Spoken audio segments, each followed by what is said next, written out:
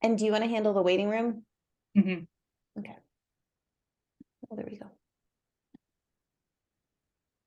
Hey Josh, hey Chrissy, welcome. We are going to see who's here and give it a few minutes to get started.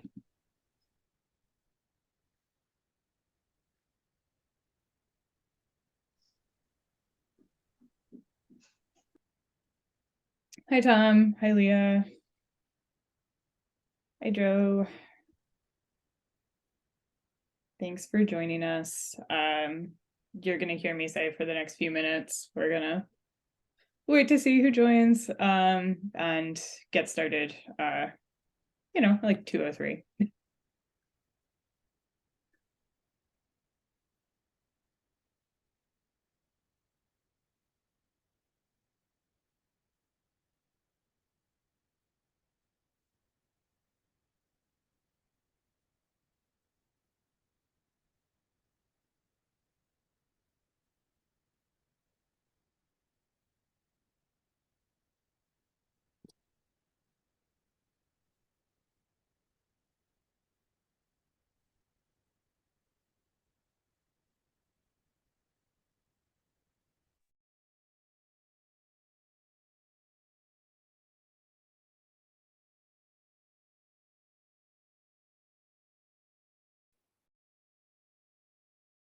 Hi Anna, welcome.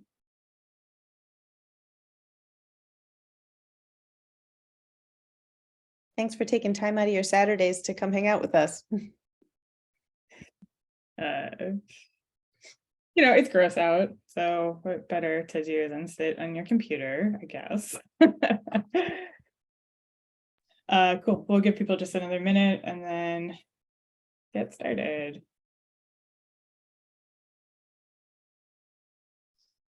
Thanks for taking your Saturday to train us or teach us about ANCs. Inform Informed. and share our experiences. Yeah. No, we've been looking forward to this. I think it's always super fun to talk about the roles of ANCs and why that matters to people, as you know, Josh, as you know.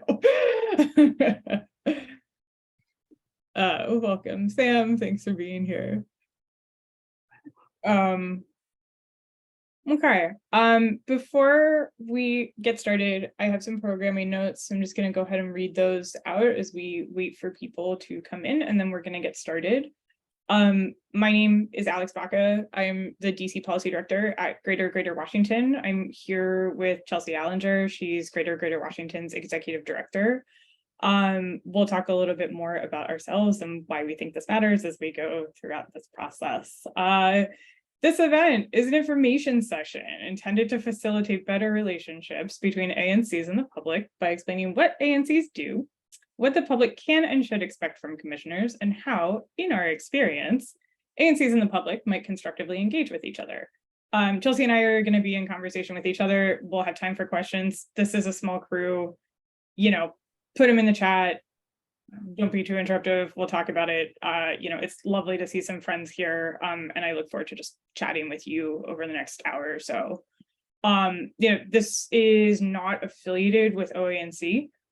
We are fully supportive of the Office of Advisory Neighborhood Commission's training modules, and we'll always recommend that commissioners seek counsel from OANC and not GGWASH for ANC-related issues. I have been using this example over the past few weeks of just saying that, it's not GGWASH's job to teach you how to file a FOIA, but I can certainly tell you about the times that I myself have filed FOIAs and, what keywords I requested in them or why I filed them. But we're not providing any sort of training on how to actually file a FOIA per se. We are aware of the Board of Ethics and Government Accountability's ruling that attending an event previously advertised by us constitutes an illegal gift to advisory neighborhood commissioners. We have worked closely with BEGA to address its concerns. This event and any future event will comply with the guidance we have received from BEGA so as to not constitute an illegal gift. To that end, we are pleased to welcome all to this information session. And again, I'm so happy you're here. Thank you. Again, this is set up as a call, not a webinar, hopefully to make conversation a little bit easier. Stay muted as a courtesy. We have slides, so don't totally interject, but it's small enough that I feel comfortable that we can handle your questions as needed. Preferably put them in the chat until we get into a slightly more free-flowing discussion. We have this scheduled from 2:30 to 3:30. We'll see what time we use. We'll record and distribute this. It'll be on the website. It'll be on YouTube. And feel free to use it as a resource going forward. So I wanted to start by talking about why this matters. So for my part, I think it's really valuable to provide information to not just ANC commissioners, but also the public. You'll hear me say this throughout the course of this session. Because if you live in DC, you have an ANC commissioner, right? You live in an SMD, you have a commissioner, and so much of what we do as an advocacy organization is really tied to how government works. And ANCs are a part of the government. We do want the public to better engage with their elected officials. ANCs are elected officials. And just from a very pragmatic standpoint, if an issue does arise, it tends to work a little bit better if everybody knows what is within the scope of possibility. So as a policy director at Gigi Wash, I have organized people to go speak to ANCs or email their ANCs. I'm always very cognizant of what the role of a commissioner is in that process. And I think that's just a lot of valuable information to have. I'm going to turn it over to Chelsea, who's going to give her own little spiel and start with her slides. Hi, everybody. Thanks for joining us.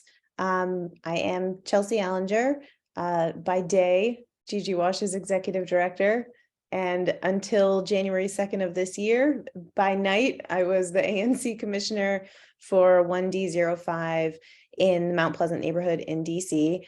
I just finished 2 terms, and I was really interested in holding this session because in my experience, there is just a lot of confusion out there about what ANCs are, what ANCs do, how to best partner with ANCs as a member of the public, for new ANCs, understanding what the role encompasses. There's just a lot of confusion, understandably. It's a peculiar system that not every city has.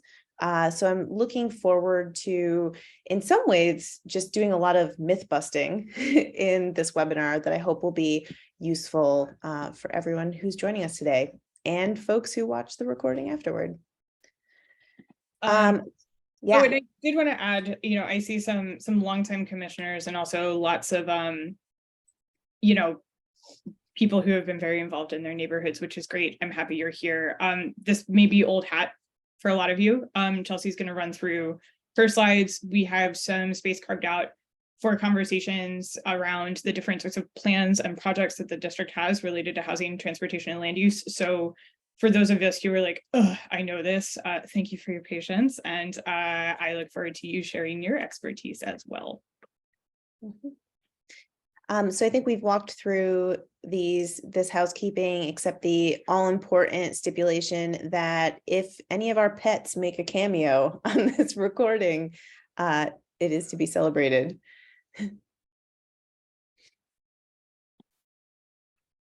So we've talked a little bit through this already, but our overarching goal here is facilitating better relationships between ANCs and the public, and to share our experiences engaging as and working with both ANCs and members of the public, shed light on local processes, and discuss housing, transportation, and land use.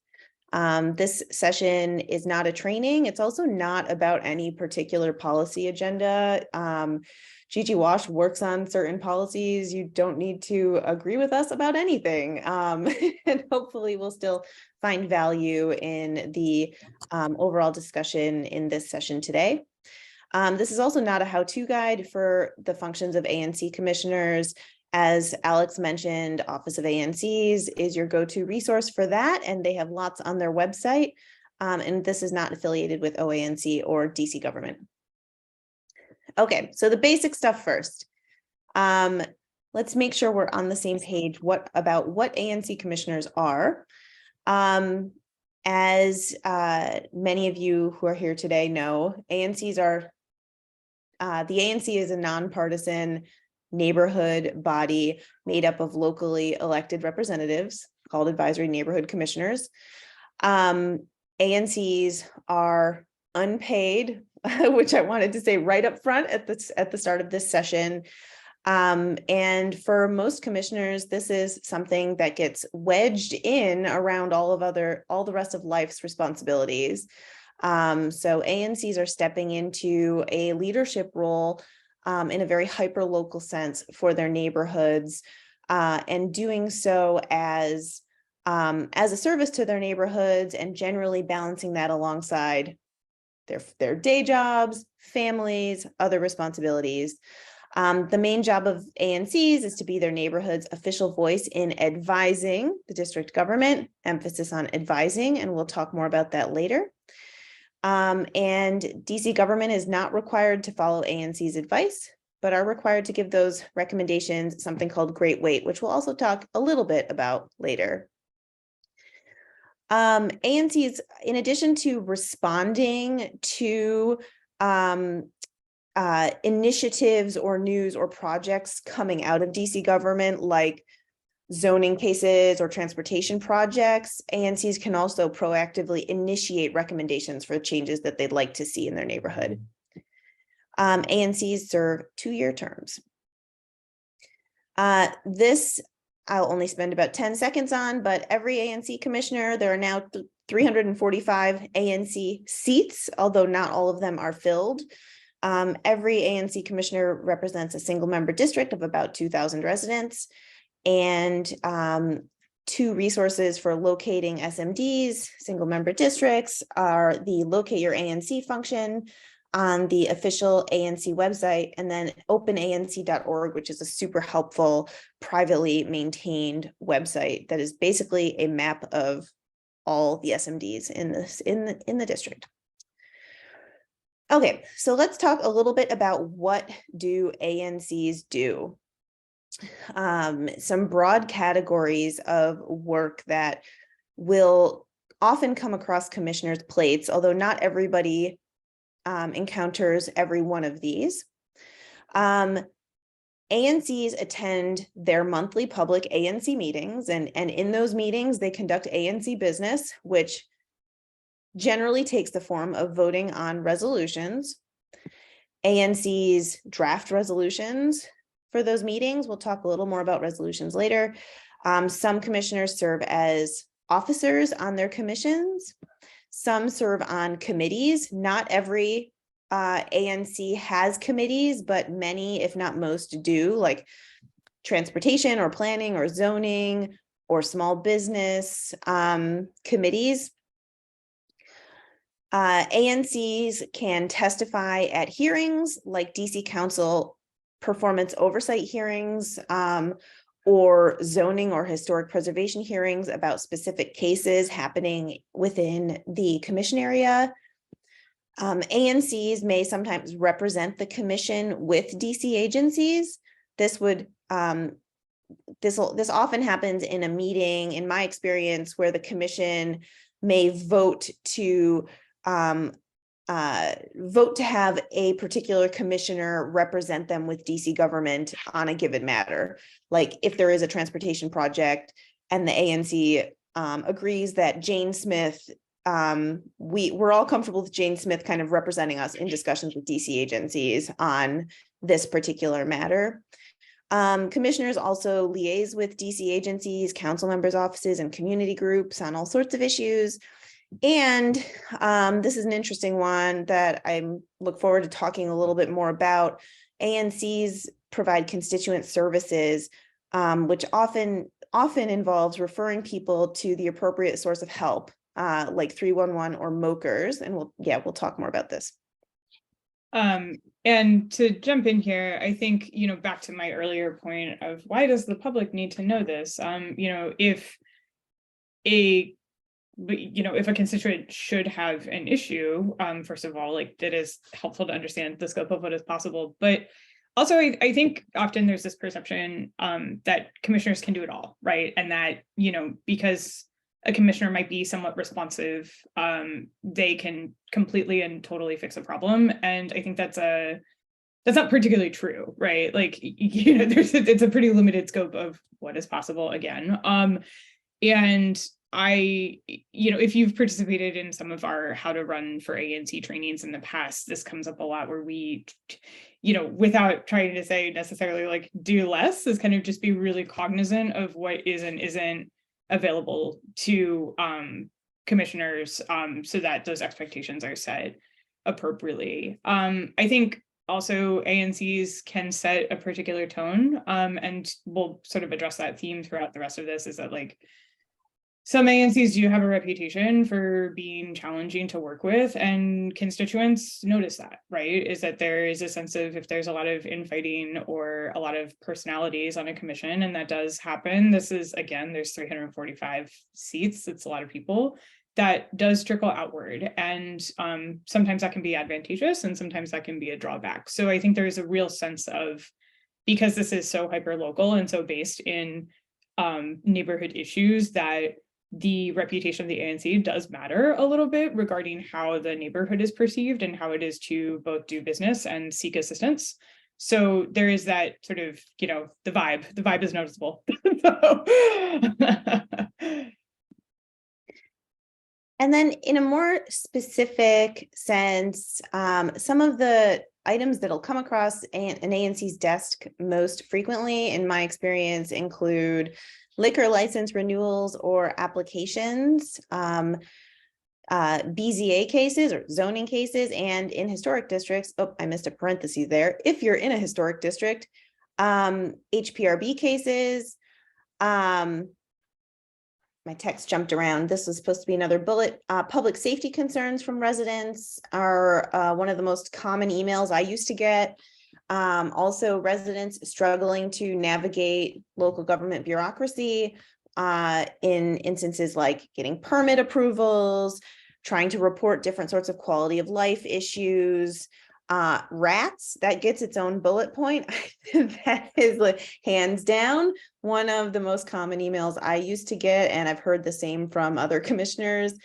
Traffic safety concerns, like drivers blowing through stop signs or poorly marked crosswalks, that sort of thing, and public space applications like restaurant sidewalk seating or streeteries. I'll pause here for just a second. The prior slide in this one is a lot of stuff, and something I talked earlier about how ANCs, almost all ANCs, are juggling the role alongside the rest of life's responsibilities. And in practical terms, from my experience, I think this tends to mean you have like 5 to 10 hours a week, realistically, to give to the commission. And some weeks it might be less than that, while some weeks it might be more than that. So the role is a constant balancing of all the things that one could be working on versus what you can actually do. And I think that's often a source of confusion with the public as well. I think some folks think ANCs are doing this full time or have support staff or something, but no, it's a lot. The role can be endless. It is what you make of it, and it took me a while to figure out how to draw boundaries around what was reasonable to be able to take on, and what I just wished I could have, but really wasn't able to.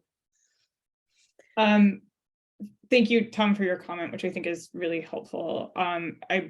Which I'm going to read, which is structurally ANC's power and leverage and responsibilities comes from the pairing of procedures that require notice on the front end and great weight at the back end. Much of what comes to the ANCs aren't formally noticed, and much of what an ANC produces does not merit great weight. And I think that is a pretty good description of that dynamic. Tom, did you want to share anything else on that? Just because I like that phrasing. You're walking, so you don't have to talk if you don't. Yeah, sure. I mean, I'd be glad to. I would say, and following up with Chelsea saying, a lot of what, you know, I always characterize my ANC stuff as being in two buckets. There's the elective stuff that we choose to take on, And then there's the required stuff, which typically comes from notice. By the way, ANCs don't have to take up stuff they get noticed on, but those are the things they're supposed to take off. And that's most of the stuff that's on this list. BZA, zoning commission, liquor licenses, public space.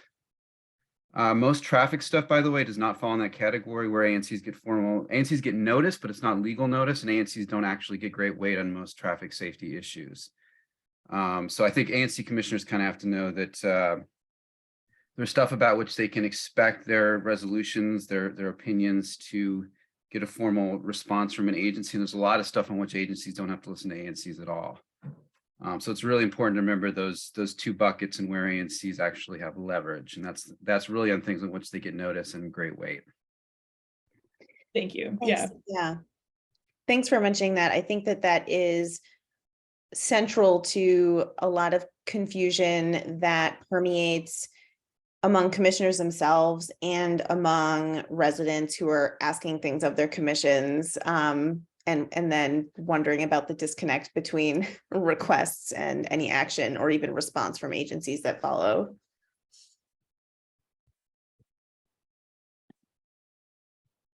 Okay, so this slide is basically a cheat sheet of different, there's, in essence, as I've said, ANCs, unpaid, very part-time. In my opinion, ANCs don't need to and shouldn't be expected to have all the answers or solve all constituent problems. It's not really possible within the hours allotted and the resources available to ANCs. And ANCs may route questions to other parts of the government. And specifically, I want to just reflect for a moment here about my experience when I first took office and just be really honest with you. I did not have a clue what I was doing for probably 6 months. I think by the time I hit the 6-month mark, I started to feel like I really had a handle on how the monthly meetings worked. There were some emails I could get from constituents where I would actually know the answer, even though most of them I probably still didn't. And it really took until the end of my first term to feel like I had at least some sense of how to respond to basically everything that was landing in my inbox. So that said, ANCs are sort of, they're the most local elected official, and for a lot of residents, they become the first person that you reach out to with any sort of neighborhood concerns. That doesn't mean ANCs will have the answers to a given question or that they need to have the answers, but I think one useful role ANCs can play is in steering people in the direction of someone who can give them the help that they need. So there are a lot of full-time employees in DC government who provide constituent services or community engagement and can get looped in at different, around different concerns. So the two most common ones in my, at least in my experience, were the MOCRs, which is the Mayor's Office of Community Relations, and the council members' constituent services staff. So both of these positions are basically full-time bureaucracy whisperers. I leaned on MOCRs. We had a small business that was trying to open in the neighborhood and needed some sort of permit or sign off from DC Water. I don't believe there was an ANC liaison at DC Water. I don't know anybody at DC Water. I contacted our MOCR, who immediately we had a very good MOCR. Every ward has two MOCRs, 4? I think it's 2. Depends on stuff and budget. Yeah, 2 per ward. The Mayor's Office of Community Relations is what we're talking about. So yes. The MOCR immediately had several people at DC Water on the phone and like got things moving, really unstuck the bureaucratic process there. Had another issue around fire safety, and I did not have contacts with DC Fire and EMS. The MOCR made that connection, dealt with the issue. Council members, constituent services staff can provide really similar help as MOCRs. In some cases, you can go with, you can seek help from either one of those individuals. There may be issues where a council member is particularly interested in. There may be issues where an agency is just super unresponsive, and sometimes the council member's office may be able to prompt a response. But both of these MOKers and the constituent services staff are full-time dedicated to helping residents navigate the sort of issues that come up in dealing with local government or problems that arise in your neighborhood. Council members, constituent services staff, while they are not part of the legislative process, they are not working on legislation. They are obviously in an office that is working on passing laws in the district. So there can be a connection if what a resident is experiencing is a problem that makes sense to elevate in terms of looking at legislative solutions. Sometimes there may be a strategic reason to work with a council member's office and sort of have an entry point toward that bigger conversation around a policy reform that might be needed to deal with this problem. There are other current or former ANCs who feel free to put in the chat some of from your experience dealing with these different or working with these different sorts of constituent services staffers and the sort of help that they've provided you in your role. Most DC agencies also have an ANC liaison that ANCs may reach out to for questions about particular issues. It's basically intended to cut through what can be very opaque and confusing org charts at DC agencies and help get you in touch with the right office. Also, these last three are actually possibly the most common that among the requests I used to get from constituents. A lot of them are concerns that could be logged via 311, like overflowing trash cans or litter issues or a street sign that has been knocked down. There are so many ways to file concerns via 311 where looping in an ANC may or may not help that process. Doesn't hurt to loop your ANC in, but that's not necessarily going to be the most direct route for getting a concern addressed.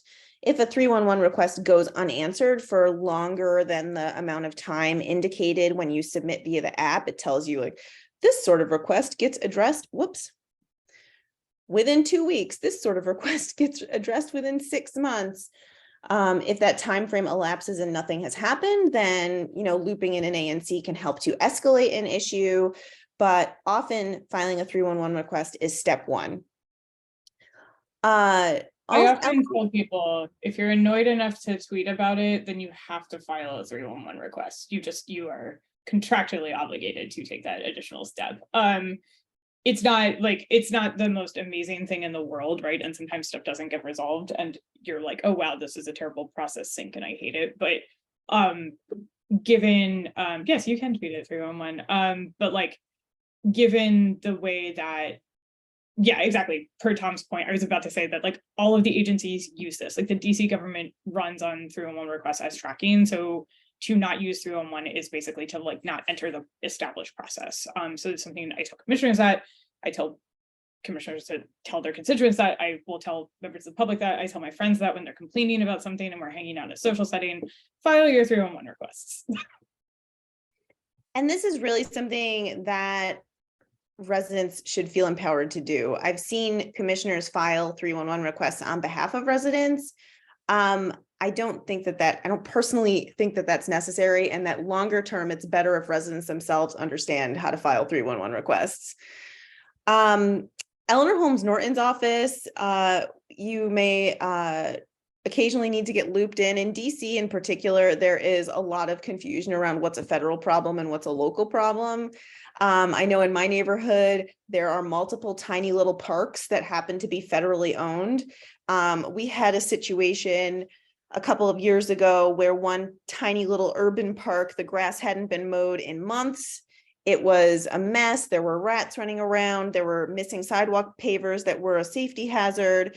And a neighboring ANC commissioner in Adams Morgan had to get Congress involved. It was a National Park Service owned parcel of land, and it took direct intervention from Congresswoman Holmes Norton's office to get NPS to finally come cut the grass. Shouldn't be that way. Technically not an ANC's responsibility because it's federal, but like what are you going to do? This is the sort of thing that comes up. USPS, so post office issues as well, are a federal issue. And there's not much that ANCs can directly do to address, like if there's mail delivery issues, or if if a public mailbox has been removed. I have tried to navigate that stuff. It will generally fall on deaf ears. And I've had some success in looping in our member of Congress on that stuff. And then lastly, sometimes situations arise that just aren't government's problem to solve, or maybe should be, but the relevant regulations don't yet exist. This came up a few times for me when I was a commissioner. One example I can give is a resident had a dead or dying tree located on their private property that was dropping branches on a neighbor's private property. And they reached out a few times trying to figure out what is the code enforcement, what sort of regulations exist to deal with this, to compel the neighbor to cut down the dead or dying tree. And based on, there's probably nuances here, but based on what I was able to figure out at the time was just, this fell outside the scope of tree regulations because it was on two pieces of private property, and that was really a private dispute between neighbors that needed to be resolved between the neighbors. This happens a lot. Folks they think that there should be regulatory parameters around X, Y, or Z, and there just aren't. And maybe there should be, but that's a discussion for another time around needed policy reforms. That can be one of the more frustrating sort of situations to deal with, because as the ANC, or if you hand that concern off to a MOCR or council member staff, the result is that there's not really an answer for the resident that they're going to want to hear, and that they really need. Oh, here's another example. Hearing from, there was a very active hornet's nest located on an apartment building. And a resident reached out asking how we could get DC government to remove the hornet's nest from the apartment building, because they didn't know how to get in touch with the building owner. And that, as best we could figure, that was not a building code enforcement thing. That was a private property ownership thing, and really needed communication between the building owner asking them to remove the hornet's nest. Again, maybe we missed something there, but these are the sorts of things that come up that you may feel like there should be a legal, regulatory, government policy solution for, but there isn't necessarily. Okay, so we're not going to talk very much about Great Wait, because the Office of ANCs does trainings on this, has resources on their website about this. Tom sort of already made, I would say, the central point earlier around the fact that Great Wait applies in some situations, but not others when it comes to ANC actions. But Great Wait is often pointed to as the closest thing that ANCs have to formal power, in the sense that when ANCs take certain types of action, the DC agency that they are addressing is required to respond to the ANC's request, and they are not required to follow what the ANC has asked for, but are at least required to respond and address the issues and concerns that were raised in the recommendation, and to give them great weight in their considerations. I don't believe great weight has ever been clearly defined.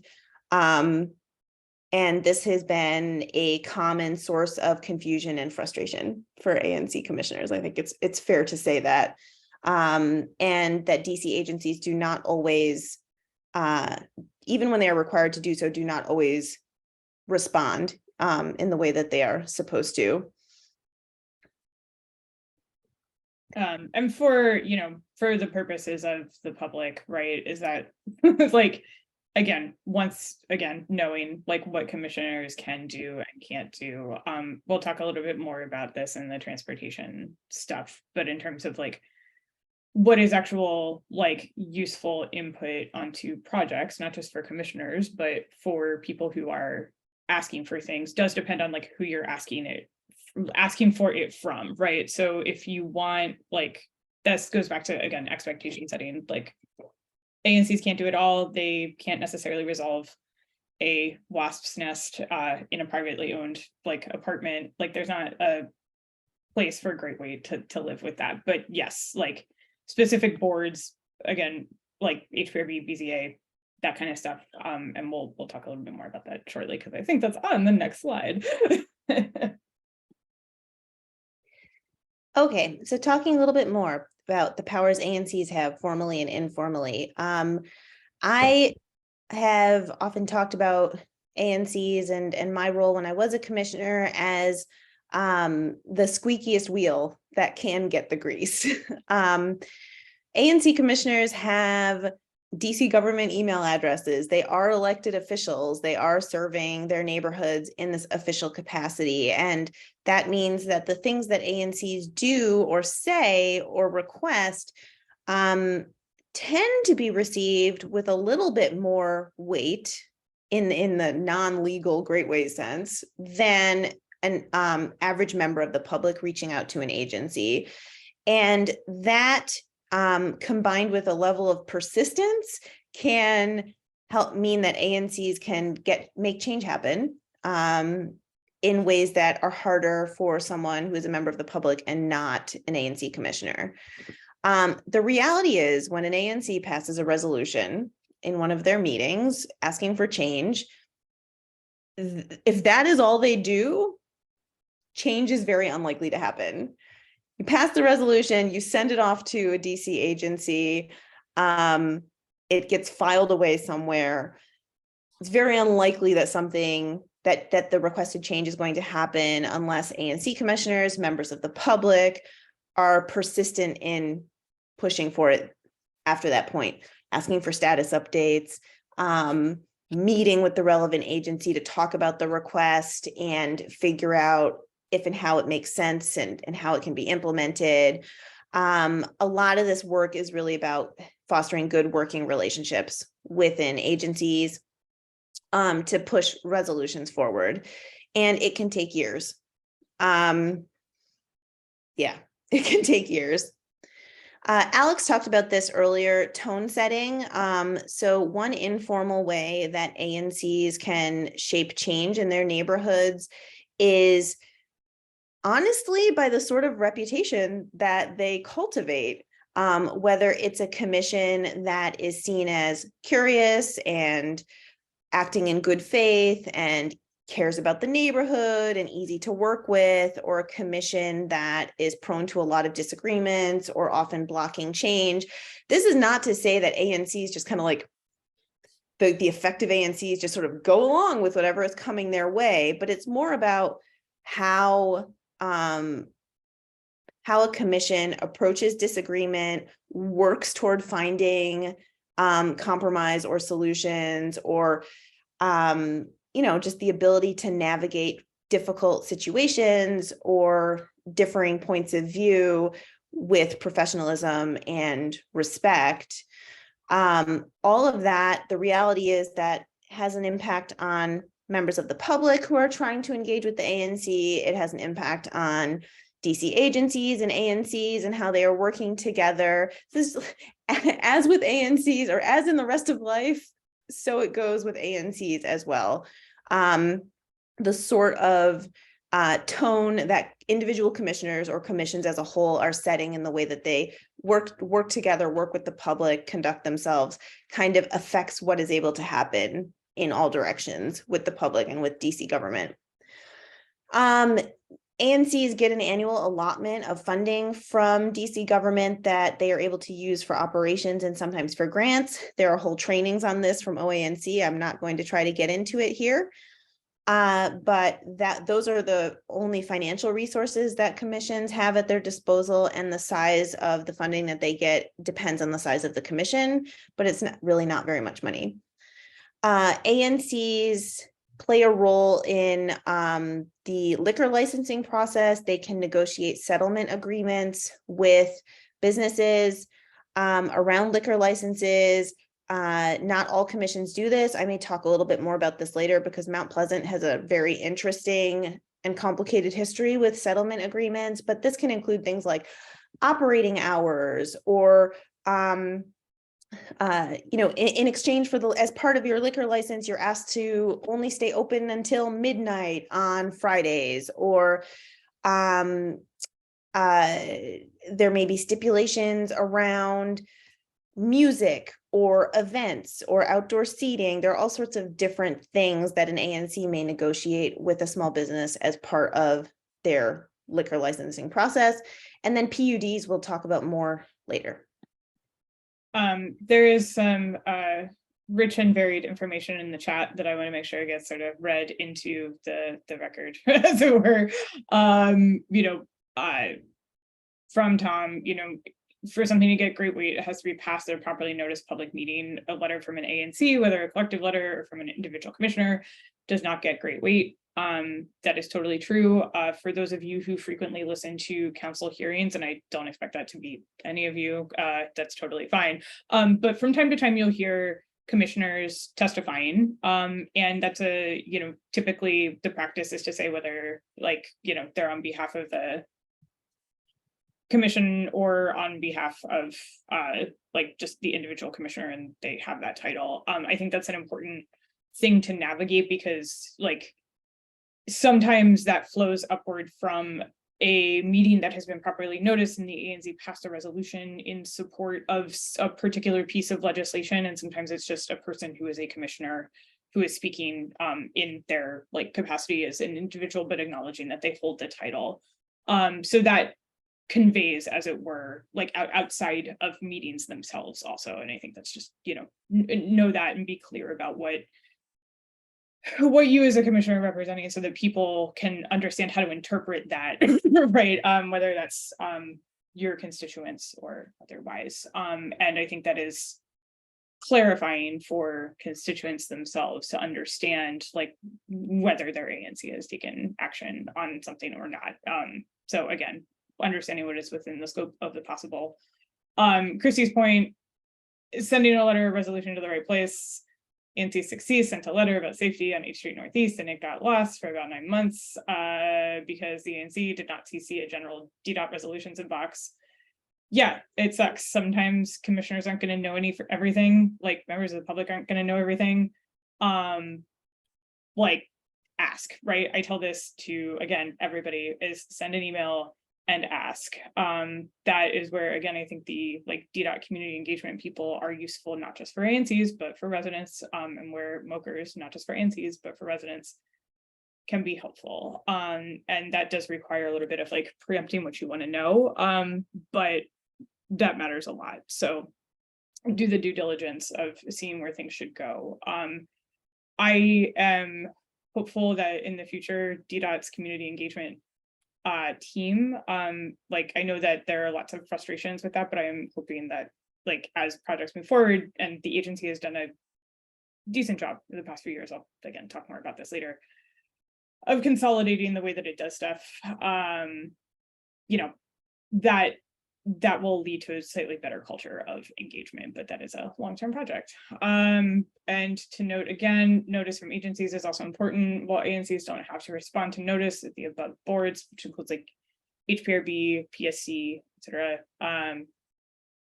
are all required to give ANCs notice of proceedings. It really happens, but if an ANC doesn't get notice that the ANC has cause to object or the proceeding result, I think I understand what you're saying, Tom, and I'm going to make you talk about that a little bit more.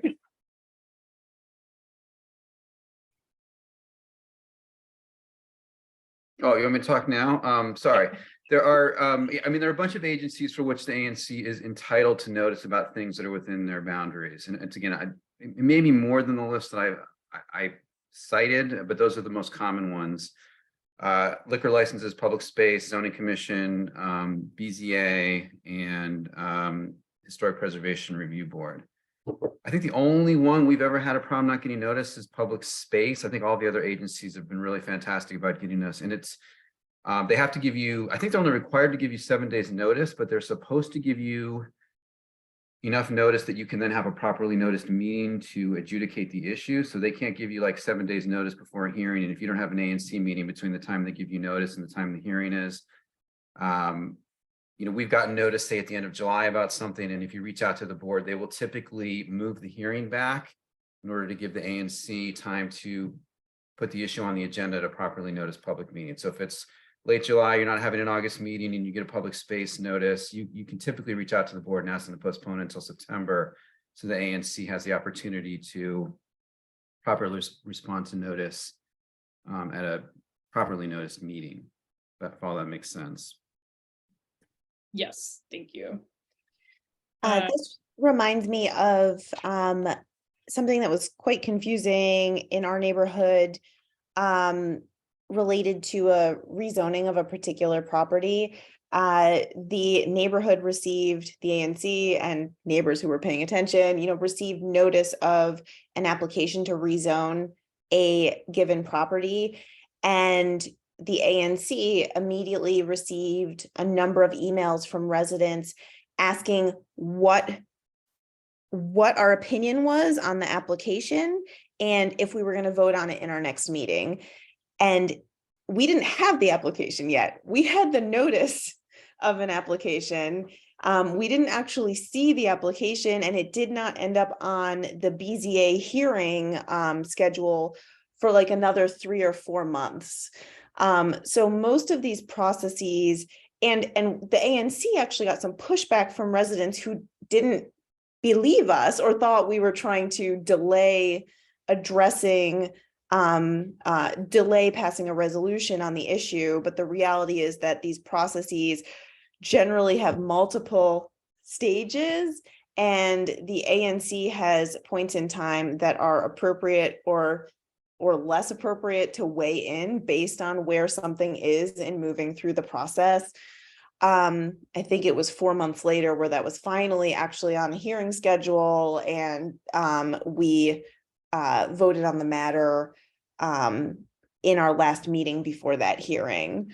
But again, a lot of these processes, it takes years to develop an understanding of these processes, and then right as you kind of get a handle on it, an agency will change. So it makes total sense that these will be sources of confusion, and it's really hard for ANCs themselves to get a handle on how every different agencies for whether it is an application to renovate a historic property, whether it is notice of DDOT redesigning a street in your neighborhood. Every different bureaucratic process looks different, follows different timelines, has different points at which the public engages, has different points at which it makes the most sense for ANCs to engage. This is just an acknowledgement that it's very confusing. It's very confusing for all for all involved. And yeah, really, if I can jump in on a clarity please. point on this, we've always had institutional knowledge in our ANC about this, but most of the boards require 7 days before the hearing to get your opinion about something. Now that the boards will waive that requirement if the other party agrees, but you have to be careful as an ANC to also schedule your meeting with time to turn in whatever your resolution is to the appropriate board. And if you end up in an adversarial, you know, if you're working with someone amicably and the other party is willing to waive that 7-day notice requirement, you can get around that. So for example, if you have a PUD, we always get into this brinksmanship, and as long as we're making an agreement, the other party will agree to allow the other party to submit their stuff late. But if they don't agree and you have a meeting within that 7-day period, what you submit probably will not be accepted into the record. So that's another one of these time things where you need to make sure you have your ducks in a row. The other thing related to that I'll quickly mention is agencies also have that 7-day requirement. So the agency reports that are really helpful for an ANC to assess an application, especially around zoning stuff, are also due 7 days in advance. So it's sort of a disadvantage you have as an ANC is that you can't see those you typically don't have those agency reports until 7 days before the deadline either. So you can't actually see what the agency's opinion is on an application. So that's a frustrating timeline thing around notice and deadlines. Folks that are in this session who are new ANCs, a lot of DC agencies will host trainings on these different processes that are good to attend if you can. There aren't trainings on all of them, but there are on some. There's all these complexities are too much to retain based on this one conversation, but hopefully both for interested residents and ANCs, this gives you a sense of the sorts of questions you may want to ask when you're receiving notice of things. If you either discussion with commissioners who've been around for a while or with the agencies themselves, if needed, to make sure you're clear on what these timelines look like, when materials need to be received, et cetera. The ANC in Mount Pleasant that I served on has had 100% commissioner turnover this term, and it's not the only one in DC. So also just for anybody either here now or watching this recording down the line, a little bit of grace and understanding for your commissions as well is always a good choice. I think maybe it's becoming clearer why it takes really years to get a handle on all these different processes that ANCs can be part of. And I think also, this comes back to the tone setting capacity of commissioners, because so much of this does have to do with, like, can you address these things like professionally, amicably, with little drama? There's a 7-day notice period. That's what it is. You're not really going to get around that. So there is going to be some scrambling and some urgency that I think can be helped a good deal. I've seen by both like commissions who sort of like are working a little bit more collaboratively to indicate like they're going to move in a slightly more uniform direction. So again, like working well together can ease the pressure of that deadline. And, for constituents, encouraging your commission to follow a particular viewpoint and not directing like nastiness at ANCs. This comes up a lot with zoning issues, of course, I think, and saying that you're generally supportive and want to see a strong negotiation, I think is that can help out commissioners a great deal in understanding where their constituents are. Okay, so what powers do ANCs not have? This slide is based largely on my experience of common points of confusion. I said at the outset of this session that I wanted to do some myth busting. So this is sort of a myth busting slide. But please, on any of these, check with the Office of ANCs for specifics. But first and foremost, ANCs don't pass laws. They are an advisory body, not a legislative body that passes laws. So this is sort of point of confusion number one, I think, is residents thinking that ANC decisions carry force of law and are the determining factor of whether A or B happens. It's never the case that they have the force of law, and it's very, very atypical that, an ANC resolution is not the deciding factor on just about anything. ANCs do not have the authority to vote down a development, a transportation project, or other sorts of capital projects in a way that forces ANC guidance to be followed. ANCs can make these sorts of projects they can maybe help the process go a little bit more smoothly or not, depending on where the ANC lands on a given project and what stance they take in their resolution. But ANCs are not the deciding factor on whether or not something moves forward. They are advising. ANCs cannot dictate whether a capital project of some sort does happen. So just as they can't vote down, they're also not voting up in a way that will make a capital project happen. Similarly, ANCs cannot directly prevent a business from opening. in the sense of, passing a resolution, we don't think this business is the right fit for this neighborhood, therefore they are not allowed to open. There's not that level of authority. ANCs can make life easier or more difficult for businesses that are trying to open in a commission area. The most common way in which that happens is through the liquor license settlement agreement process that I talked a little bit about before. It's the main negotiating point with new businesses, but it's not a veto on the business itself. I want to tell a quick story about Mount Pleasant's history with settlement agreements, which is quite interesting. So in the early 2000s, the ANC in Mount Pleasant and a neighborhood association in Mount Pleasant basically undertook a campaign to prevent live music from being permitted at any bar and restaurant establishments on Mount Pleasant Street. And there was, to be frank, a racial component of this. It was largely seen and interpreted as trying to prevent music from being permitted at Latino-owned establishments on Mount Pleasant Street. And the way this happened was through the settlement agreements, where there were stipulations prohibiting live music. If you wanted to get a liquor license, you were prohibited from having live music at your establishment. Around 2008, 2010, thereabouts, there was a campaign to stop this and save the music. I think the campaign was actually called something like Save the Music, and get these stipulations removed from settlement agreements. And over the course of the subsequent 10, 12 years, that's what's been happening. Most recently, 1 or 2 years ago, when I was on the commission, a liquor license came up for renewal that still had some of those stipulations attached to it from a decade or 15 years prior. And we supported the removal of those stipulations.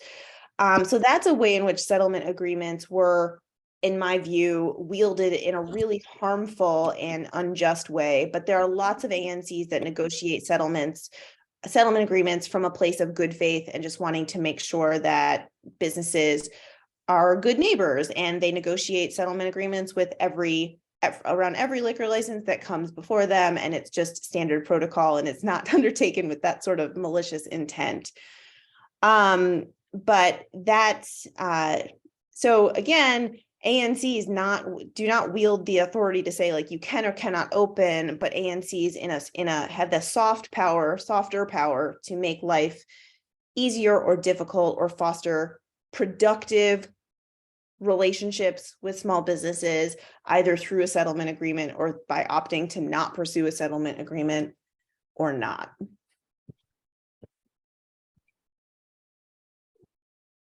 Yes, thank you, Alex, for getting the names right. There's actually some interesting news coverage from that time of the campaign.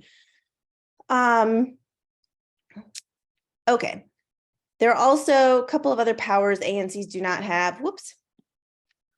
There are a lot of limitations around how ANCs can award grant funding. Again, there's trainings on this from OANC. I'm not going to get into the details, but I mentioned it here because I have seen it be a point of confusion where residents come to the ANC asking for a small grant for a wonderful project, an objectively wonderful project, and the ANC is not permitted to grant the funds, either because of DC regulations or because of stipulations in the ANC's own bylaws.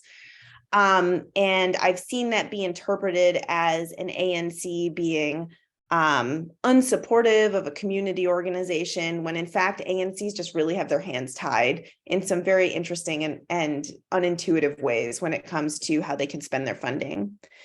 And lastly, ANCs are not an enforcement agency. I've encountered residents, reaching out to me to report bad behavior of all kinds, construction, I just kind of, you name it. ANCs are not an enforcement agency. And that's a very good thing. ANCs, as we talked about earlier, when residents raise different sorts of concerns, if they are about something that is enforceable is regulated, a commissioner can route a resident to the right agency to deal with that. Other times it's just like personal disagreements that are not the ANC's responsibility and also not any other branch of DC government's responsibility to navigate. All right. So what are ANC meetings and what are resolutions? I won't talk about this for too long because we want to get into some substance around housing and transportation. But I just want to note a couple things here about ANC meetings. ANC meetings are the public meetings in which the ANC conducts ANC business. Again, OANC has done great trainings on this. There's recordings and slides on their website. But something I want to note here, and I think there are probably other former commissioners or commissioners who would disagree with me when I say this, but ANC meetings, in my view, and I think, you know, backed up somewhat by, you know, the regulations around the purpose of ANC's public meetings, as the meetings in which ANCs conduct their business. ANC meetings are not community meetings per se. ANCs carve out opportunities for public participation, and that takes a variety of different forms. Every ANC conducts its business and structures its meetings slightly differently. It's really interesting to look at the agendas of multiple different commissions and see how they handle things differently. But they're not community meetings per se. The ANC is trying to get through its own business and involve community input and participation at the points at which it makes sense to keep that business moving forward. And many, like that is also like, when does it make sense to the ANC, right? So like yes, the ANC meetings have quorums of commissioners. Commissioners have specific duties. They are elected officials. So, you know, I have to resist this temptation myself as an organizer, right? To send people to ANC meetings and talk about stuff, because like, is it what's on the agenda? Is it is it something that the ANC can address? Is this a meaningful lever at which to take an issue, right? Like that is stuff that I have to consider when we sometimes organize GG Watch supporters to support a PUD or support a bus priority project, right? Because these are meetings of elected officials. Even if they are unpaid, part-time, it's still a meeting of elected officials, and that is different than just I would not say just a community meeting, but something that is advertised as a community meeting or a meeting for public feedback on a project or something.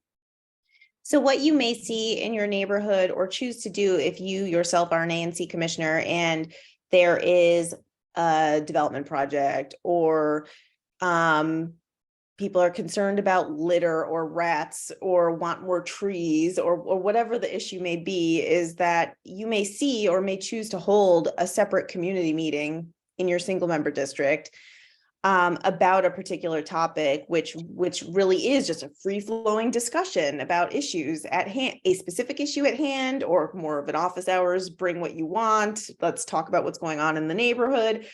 So there's room within the orbit of ANCs for those sorts of totally open community meetings. And in fact, I think those can be really, really important. But the ANC's monthly meeting is not that. That the ANC's monthly meeting is trying to achieve certain objectives related to the what an ANC's core purposes are. I know the very first time I ever went to an ANC meeting, I personally expected it to be kind of a community meeting and was thrown off by the formality and the structure. I am not, Tom put a comment in the chat that says, unless it has changed and I missed it, ANCs do not have to post agendas of any sort for official meetings. ANCs have to provide notice. I'm not going to comment on that one way or another, Tom. I would encourage folks to confirm those sorts of details with OANC. So yes, my experience is that ANCs develop their agendas in advance, but they can then change thereafter. But yeah, I'm not the authority here on these regulations. So please defer to OANC. We've already talked about resolutions at various points. And I think the most important thing to remember there is that resolutions constitute official ANC guidance or official ANC advice. This is how ANCs act in their advisory capacity. And resolutions don't carry force of law or require the recipients to act. All right, let's shift gears and talk about transportation for a few minutes and the roles of ANCs and members of the public when it comes to navigating and understanding the sort of transportation issues that come up in neighborhoods. Alex, do you want to lead on this? Yeah, and before I do, thank you to everyone for being super participatory in the chat. I have been really enjoying this. Are there any big questions or anything that you want us to address on some of the process points? Tom, go ahead. You mentioned in passing, there are two kinds of agreements ANCs strike that is sort of a special power that really only ANCs have as a quasi-government agency. Those are agreements. Primarily, those are with developers, and PUDs and BZA cases, and also settlement agreements with ABRA applicants. There's really no other entity in DC, including anyone from the DC Council, who can strike those agreements. However, for those agreements to have law, they do. I see Chelsea just posted that she's talking about PUDs, but for those agreements to actually have force, they have to be incorporated into an agreement from the relevant agency. And sometimes those agencies can toss out components of an agreement if they are not legal, or if they duplicate things that are already in the law, including ABRA agreements. Anyway, it sounds like you're going to talk about that in the PUDs. Other thing I quickly want to mention is ANCs cannot be party to suits against anybody, including DC government agencies, private parties. ANCs cannot go to court. That's another really important restriction on ANC powers.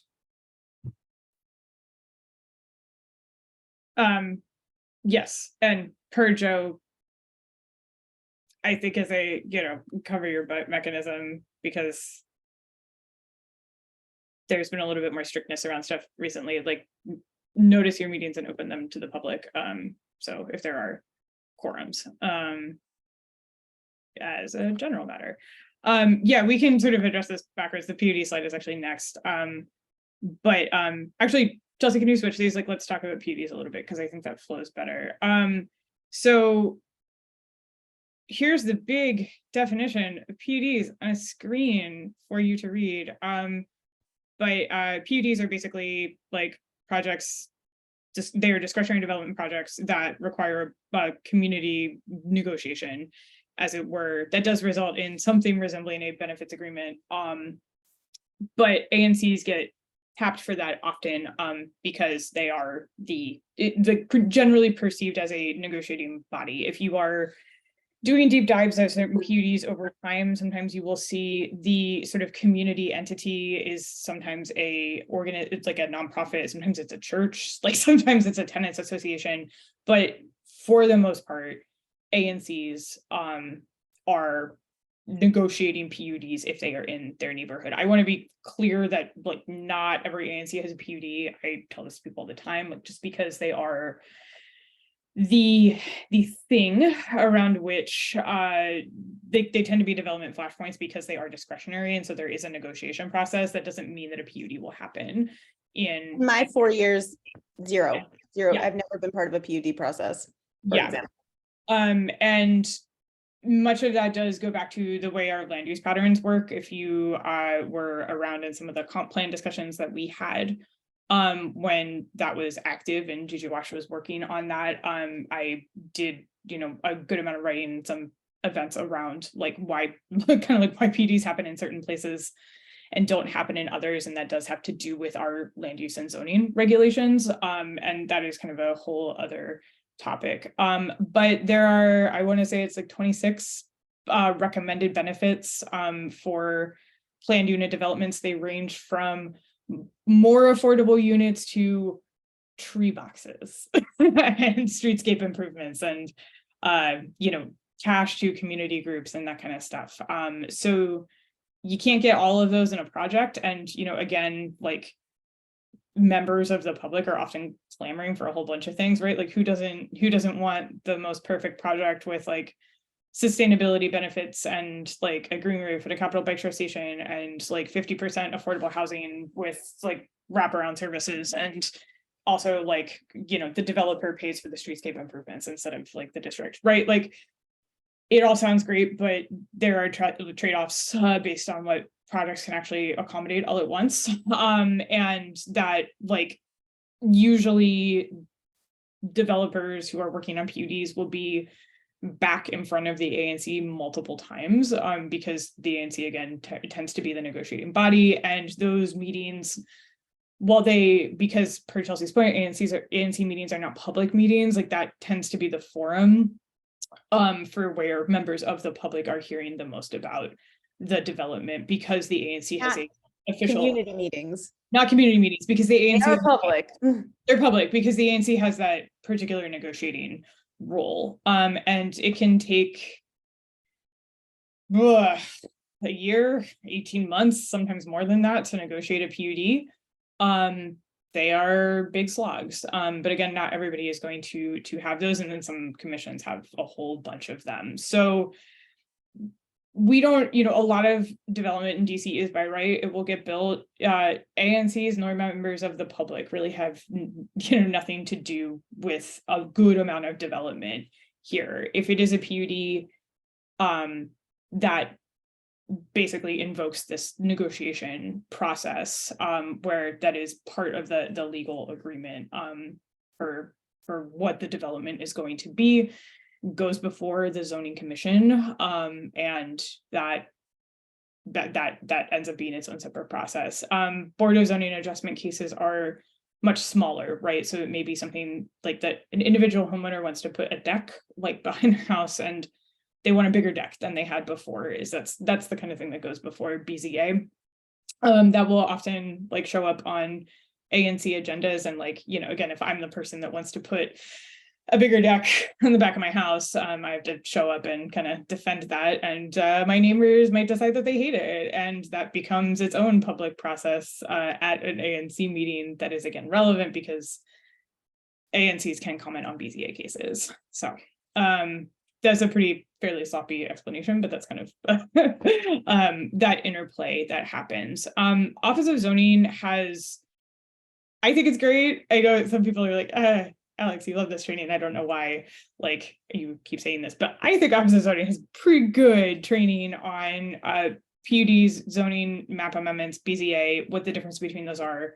It is on the OANC website under the trainings tab, because there are just some basic things to know about what each of those processes are. If you haven't taken that training, I recommend watching it. I, again, I'm not the Office of Zoning. But that is a big role that ANCs will have in development. And again, that tone setting matters a lot, because if ANCs are viewed as relatively amicable to work with, that doesn't mean you're getting totally run roughshod by a developer. But if you're viewed as being a good faith negotiator and your constituents can trust you and constituents feel empowered to participate and share what they want to see, that tends to result in a better process, I think.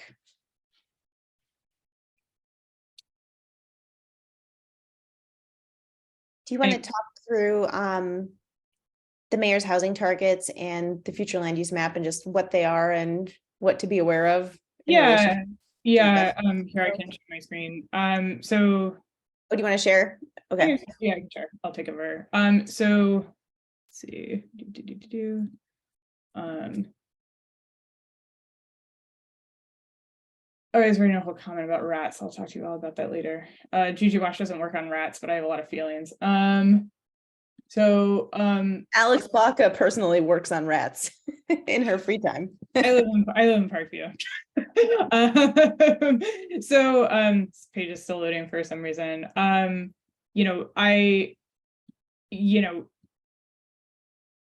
talk a lot about the targets that the mayor's office has put out because the district has targets, they are valuable. I encourage commissioners and members of the public to think about what their individual ANCs can do to further these goals. GG Wash has fully supported these goals. You don't have to, right? Like anything that I say in this meeting is up for you to form your own opinion on. But I am particularly interested in this piece of information from the district government about new affordable housing units since 2019 by planning area. So that I think is like, this is this is where, like, from an advocacy perspective is where I spend a lot of my time, is how can we get these targets, like meet these targets for affordable housing per planning area. And planning areas are, there's 10 of them in the district, and they're the non-political planning boundaries so that they don't change by ward. And sometimes building housing takes over a decade.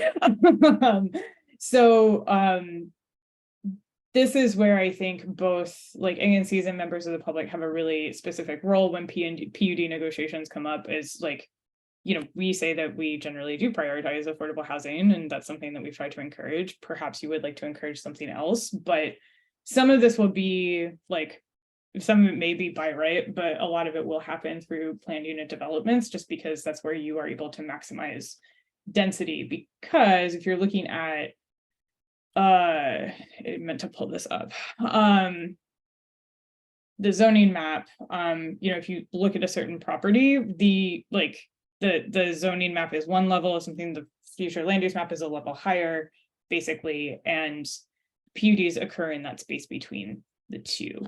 I'm gonna wait for this to load, because you can spend a lot of your time on the zoning map looking at like what is available and what matches and what doesn't. I'm trying to think of a good example. Does anybody have a favorite PUD that you want me to look up? Because then I can show you what's going on here. But actually, Chelsea, the Argyle is a really good example, because it's been kind of a problem for you recently.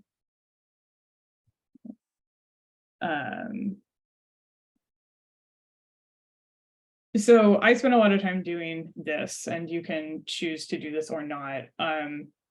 But where I think this has some value is like zooming in, getting a sense of what your neighborhood is both zoned for, and also, you know, what something, this bounced, is like, the zoning map has this like fun feature where you can sort of look at what is going on, right? And it will tell you like what the zone is and what the future land use map is. So again, not everybody's going to have a PUD, but if and when you do, there's going to be that gap between what the current zoning is, what the potential zoning, or what the potential density is allowed by the future land use map, and what happens in that space in between. So yeah, let's look through Wisconsin. So I always recommend, just like for people who are interested in land use in DC, commissioners or not, to spend a good amount of time with the zoning map, with the future land use map, and understand what the difference is. So you can see here that there is a active PUD, or was a PUD, and sort of go through the process of the papers and all of that stuff if you want. Yeah, that's kind of my spiel on that. Can I share one other resource Yes. that I just remembered when you were talking about the housing targets? There is this map, and since we're talking about things happening at the ANC level, I'm putting a link in the chat to this map, which shows the income restricted affordable housing units by Advisory Neighborhood Commission. This is from 2018. So it's a little bit out of date at this point, but you know, the general trends are still really revealing. Actually, if I could share my screen again for a second, Alex, so that this will be useful on the recording as well. Whoops.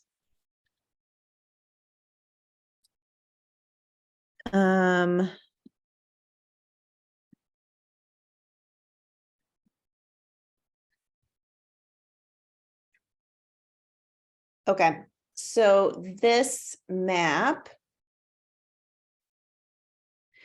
what it's displaying right now is, I believe, what share of the income restricted affordable housing units, what share of the city's income restricted affordable housing units are located in each commission area.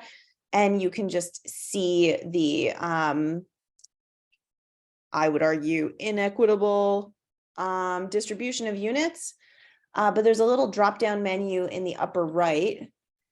And I like affordable, among the drop-down options, I like to look at affordable housing as a share of ANC total housing. And what that really means is what is the share of affordable housing within a commission area as a share of that commission area's total housing units. I believe this is still this would be under the prior to redistricting commission areas. This would be a great thing for OP to update. But if it loads, my computer is a little angry with Zoom and Maps at the same time. So I'm not sure this is going to load, but I encourage folks to poke around. I mean, it just displays. Yeah, it's not loading. But it's really illuminating to look at the ANC level. How many units does your commission area actually have, at least as of 2018? And how does that line up with the housing targets that the mayor has laid out for the city? It's striking.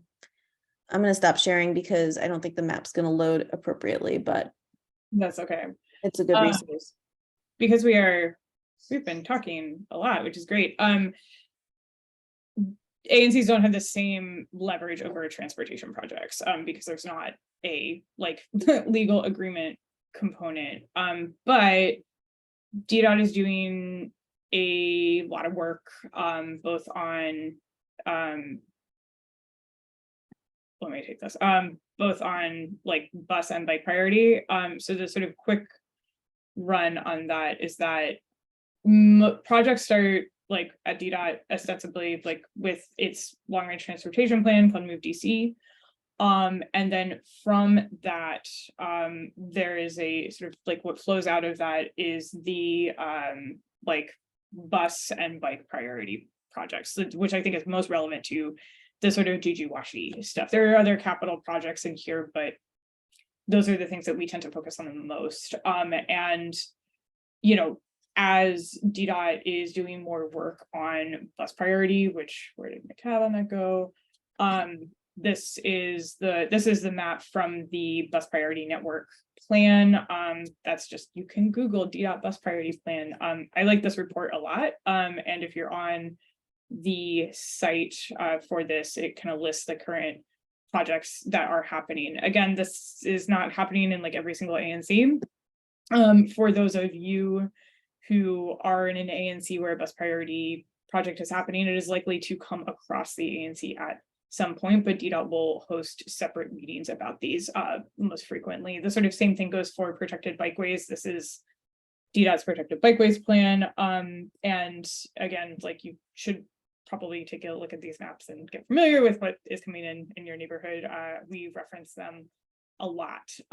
So none of these projects will be perfect, but ANCs often play a role in that. Sometimes ANCs will be the recipients of complaints or support from constituents.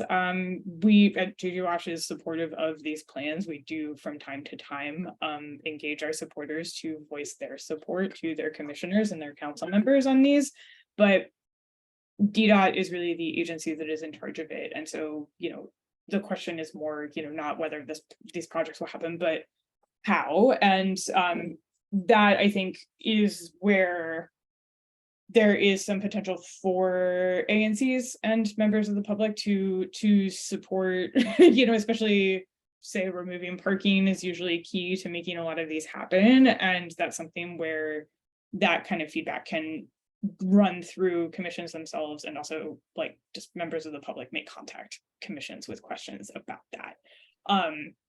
Some ANCs will pass resolutions in support of certain projects. That doesn't happen in every ANC.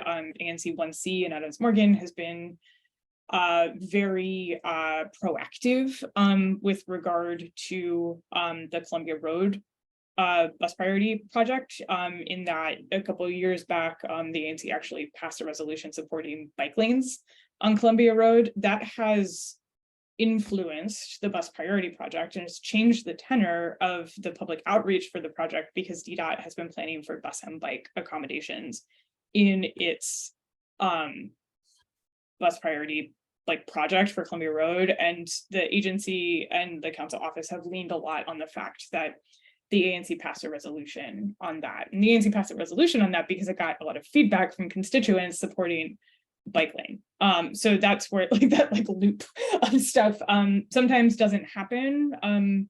Sometimes it doesn't need to happen, and sometimes it does, and it becomes a pretty key feature of a project moving forward.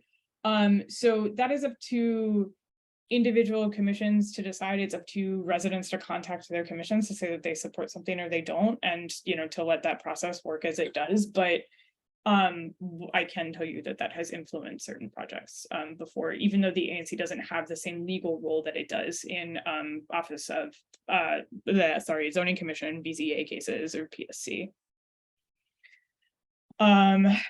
We're at 3:26, and I want to make sure there's time for questions and comments if we haven't gotten to anything.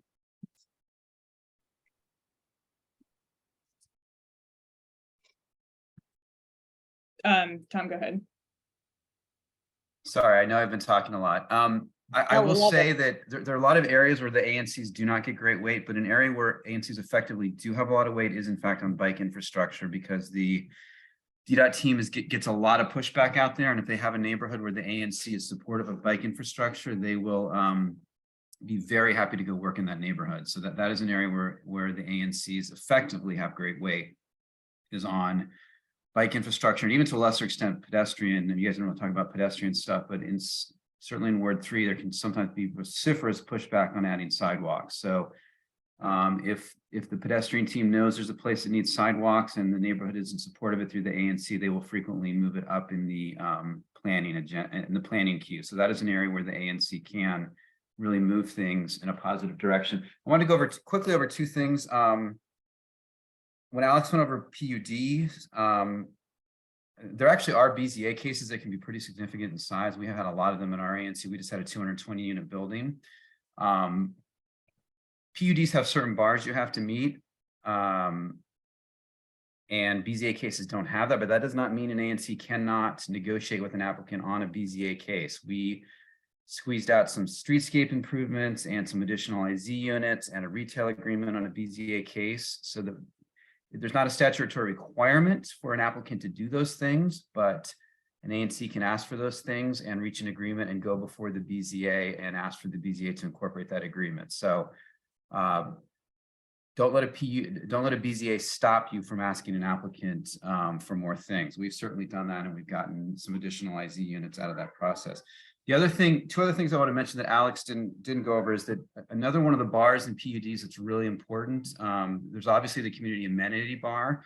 There's a similar bar that doesn't get as much discussion, but it's similar, and then it ends up in the agreements that ANC makes, and that's on traffic mitigation. PUDs require a traffic study, and a new thing that Alex, I'm sure, is aware of is that one of the forms of mitigation you have to provide is if you have too much parking in projects now, you actually have to provide mitigation for having parking above the parking minimum. So that's the whole thing a lot of people aren't aware of, but you can actually use that as a negotiating point with an applicant. So we, in the PUD that Alex had up for 5333 Wisconsin, we actually got an intersection remade with some pedestrian safety improvements, in part because they were providing too much parking. So traffic mitigation is a major component of PUDs. It is an opportunity to extract some benefits for the neighborhood that can be bike lanes, pedestrian safety components. The last thing over really quickly, because I don't know how to go time, is another big thing that ANCs deal with is public space improvement issues. Sometimes that can be attached to a development project. Sometimes it can be completely separate, but a really big, important component of what ANCs deal with are public space applications. That can be curb cuts, outdoor seating, closing curb cuts. There's a bunch of other stuff, but I've taken up a lot of time, but that's an important thing I'd be glad to talk about later is public space stuff. Yeah, and so much of this is back to the PUD and BZA stuff is actually, it's regardless of size, those are points of negotiation in which the ANC is a like body that is considered representative and is negotiating in a legal process around development or change on parcels. So that is, again, back to that, like, and I stress this over and over, is like, you can extract more from those processes, like if you are negotiating in good faith and are not negotiating to stop development. I think like that is a really key feature of for both ANCs and constituents to understand, is that like the point is not for the ANC to reject the development outright, and that's not something that people should expect from their commissioners. It's not something that commissioners should do their jobs but as if that can happen, but to negotiate in good faith for the stuff that you want to see in your neighborhood within the parameters of that process. And it can be hard to understand what the process is, for sure. That is a big component of like just the basic understanding is challenging, but you know, you can get more out of it even before getting into the weeds if there is some unification around what the ANC wants to see, and how, like, what the tenor of the approach is going to be. And constituents should have that in mind when they contact their ANC and say, I don't want this gigantic building, or I want it to be 100% affordable, or I don't want it to look like this, or whatever.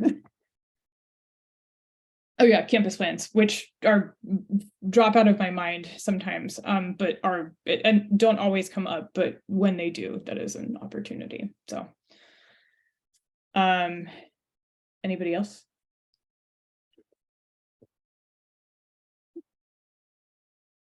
Joe? Joe.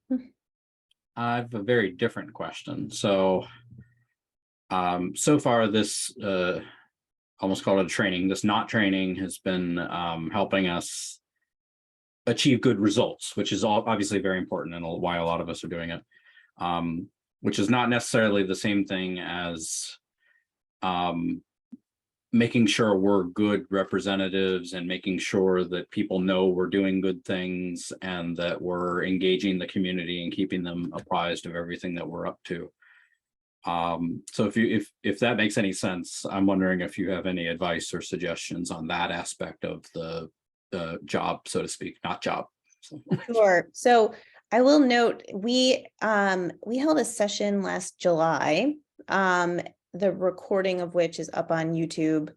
That the first section, the first half of it was about how to run for ANC, but the second half of it talked about exactly that. Kind of how commissioners might show up in this role in ways that are effective, what sort of communication strategies, the use of email lists versus social media, and the relative roles of each. And a couple of other commissioners joined that discussion, so it's pretty robust.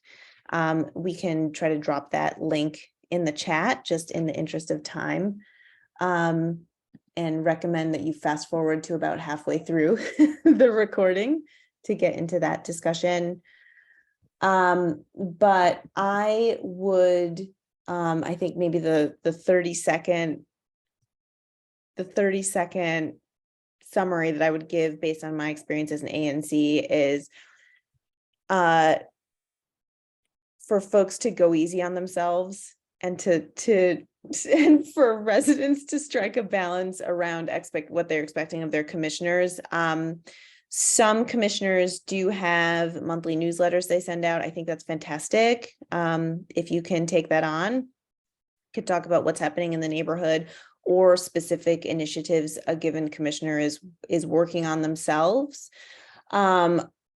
In my neighborhood, we tabled at the farmers market a few times to have conversations with people. Hosting sort of office hours at a local coffee shop can all be really effective and helpful ways for residents and commissioners to connect. Social media, I actually think, is less effective for reaching constituents and more effective for being in touch with other commissioners or for residents who want to just sort of like see what ANCs are doing across the city. I had a Twitter for my ANC role, and I think very few of my constituents followed the Twitter. It was a lot more people elsewhere in DC that are curious about what ANCs are up to, or other ANCs staying in touch with each other that way. It's also tricky if you do something like an email list, how you even drum up the emails for the email list. Because that's not provided, even if you have the voter rolls from the Board of Elections. And that can be where things like doing some in-person, speaking with churches, or if you have a village, which is like basically if you community organizations, volunteer organizations in the neighborhood, faith groups, small business associations, just finding time to connect with some of those entities early on, getting email addresses at those meetings, and then compiling an email list from there can be useful. I don't know if that was a little meandering. I don't know if that was helpful. As a person who has never been an ANC commissioner but works with ANCs and tries to connect people to ANCs a lot, people read their email. Like, it is like there are obvious challenges in getting access to like the emails of your constituents, but people read their email, and so that is like, I think, chiefly like a good way to do stuff. I appreciate a good flyer telling me when an ANC commission is happening. Like, physical flyers are actually pretty helpful. Take them down, of course. But this is something that I think this goes for just like generally like neighborhood organizing, like whether or not you're a commissioner, right? Is like identify your stakeholders, like think about like who are sort of neighborhood institutions. You're not going to get all of them. Think about who tends to show up to things. And then I think the decision to be made there, again, whether you're working as an organizer, as a constituent, whether you're trying to organize a trash pickup as a resident or whatever, is like, who, like, do you want to do the exercise of who you are or aren't hearing from? Or do you, want to make a decision? Commissioners have the, always ongoing philosophical question of, how representative do you take representative government to be, right? Like, do you feel as if your election was enough to basically say that you're representative of your neighbors? Or do you want to do more or less? Members of the public, I think, like, can decide how strongly they're appointing themselves to have a particular opinion when they are showing up to say that they are representative of their block or whatever, right? Something that I'm so desperate to talk about rats, right?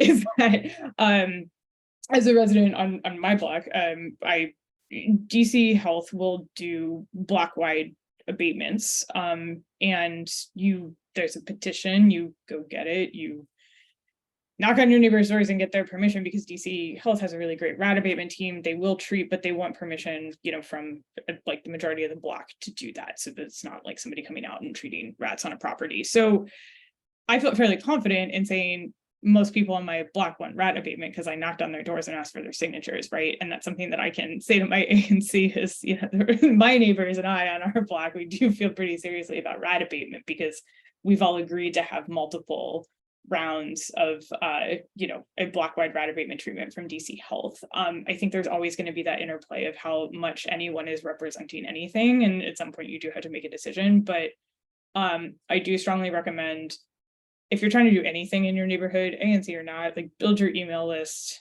talk to the people that are present, try to get a sense of what people who aren't showing up might think, and don't rely too hard on getting like everyone's opinion on everything. I find often people don't want to be asked that often. I, as a resident, don't want to be asked that often, right? I want to sort of like, if I even want to say my piece, like, and sometimes I don't, then like keep that in mind too, is that people may not always want to talk. So I think that's kind of the rundown on communication. But not everything that happens on social media is what the real world is, and I think that's an important reminder for everybody. Yeah, I mean, if I can jump in, I would say I wouldn't struggle with this too much. I mean, remember that every SMD represents 2,000 people, and it's a tiny percentage of people that show up at meetings. I remember what our oath is, which astonishing number of ANC commissioners have already forgotten, which is to represent the interest of the entire city. And then when I author a resolution, I cite what the city policy is around an issue. I cite the amount of process we've had, why we've gotten there.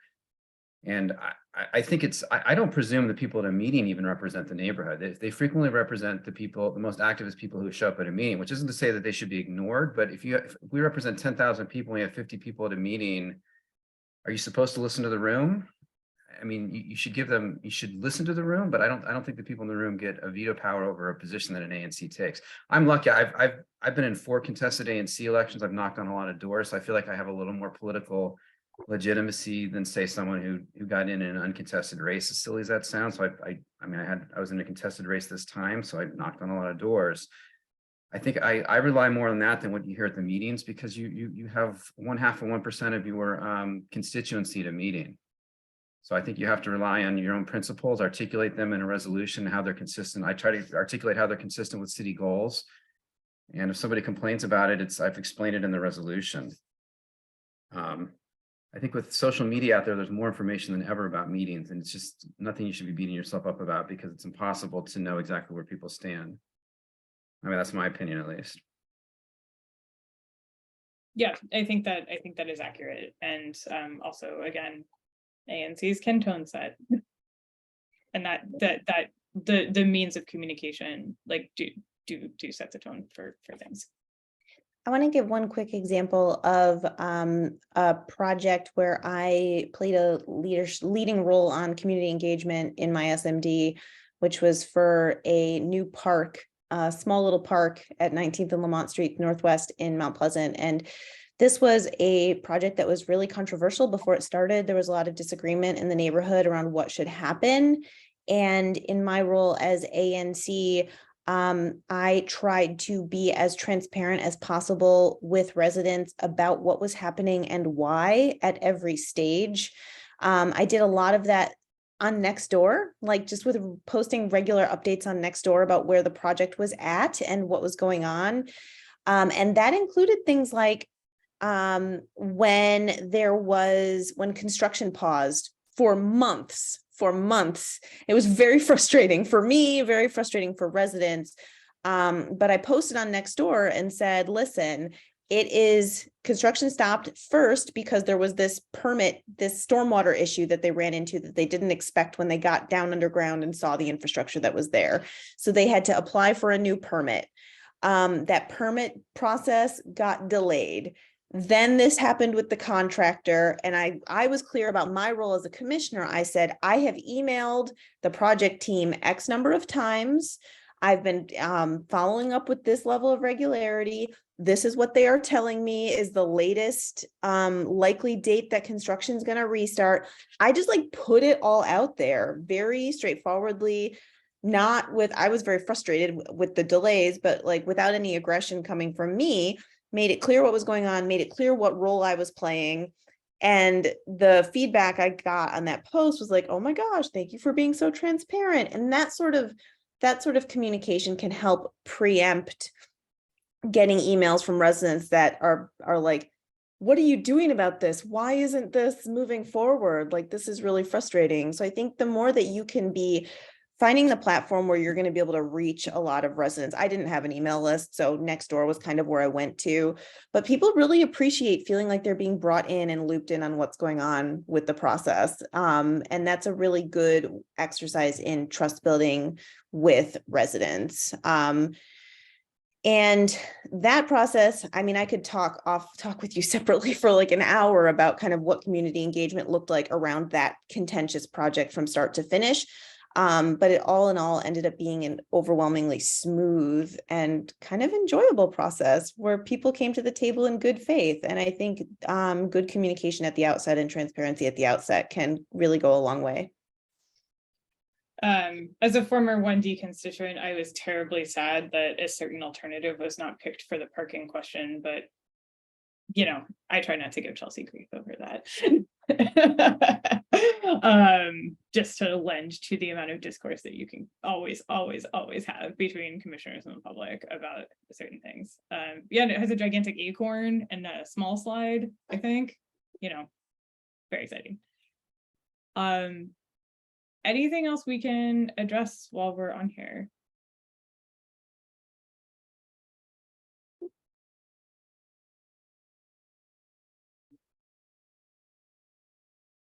That seems like positive silence. I think. Thumbs up, thank you, Haru. Yeah, well, I think we can wind down. This was great. Thank you all so much for being here. Thank you, Tom, for sharing many of your insights. I know you've been in this role for a long time and I always appreciate it. And for Christy and for Joe and for everyone else jumping into the chat. This has been valuable for me. I hope it's been valuable for you. Again, this is not a training, this is an information session. And GG Watch is available to talk, navigate, have conversations with. But we always recommend that you talk to OANC with questions. Don't hesitate to reach out to me or to Chelsea. I'm going to put our emails in the chat. If you don't have them already, and you know, stay in touch and let us know what you're up to, since it's always great to hear about certain successes and navigating stuff between both ANCs and the public is one of my favorite things to just like see happen. Why do this insanely frustrating job? You know, because I do think that tone setting matters a great deal. And that's kind of what advances stuff. And yes, please share knowledge. You all will have separate platforms that we're not a part of, like through the district, engage with each other, help each other out. And don't be strangers. I just want to echo, thanks everybody. Really appreciate you joining us this afternoon. And I hope this was helpful in getting a little more understanding of what the role is and isn't, and some specific examples of how that actually plays out on the ground. And thank you. Thanks for caring. Thanks for caring about your neighborhoods and stepping up, whether that's as an ANC or as a resident. And enjoy the rest of your weekend. Have a good weekend. And if you're around tomorrow, we have a happy hour at Grand Duchess and Adams Morgan at what time? 3:00. 3 o'clock. 3 o'clock. Come Yep. hang out, stay on our email list for future happy hours and events. Bye, Thank you, folks. folks. Thanks, guys. Appreciate it.